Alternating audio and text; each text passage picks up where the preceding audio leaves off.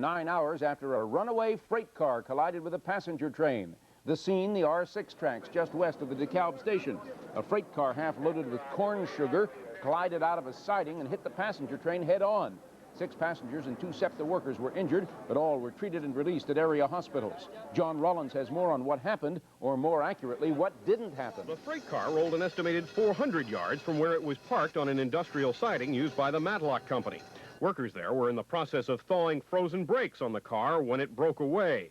The operator of the northbound SEPTA train spotted the runaway and tried to back up, but the effort was in vain. What puzzles investigators is if the system had been operating properly, the freight car should never have reached the main line to cause the accident.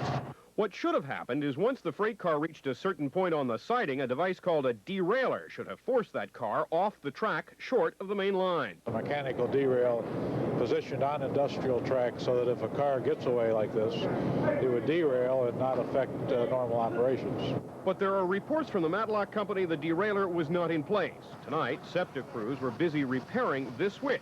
The freight car damaged in its unplanned, unescorted foray onto the main line. John Rawlins, Channel 6, Action News.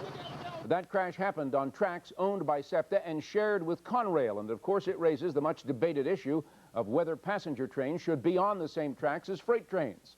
The controversy came up when an Amtrak train rammed into a Conrail locomotive which had run a stop sign in Chase, Maryland a year ago. 16 people died in that one, and critics charged that the 2 trains shouldn't be allowed to use the same tracks. Lisa Thomas-Laury recently rode the rails to explore that issue for a special report on the anniversary of that crash. Railroad officials told Lisa there's nothing unusual about passenger trains and freight trains sharing the same sets of railroad tracks. And it would be desirable to get them all off, but we're not under any illusions that when you've got 150 or so freight customers along this line, that you can totally eliminate freight. Well, critics of the shared track system point to safe high-speed trains in Japan and in France, where the so-called bullet trains whiz by at 165 miles an hour with no accidents. They do not share their tracks with slow-moving freight trains.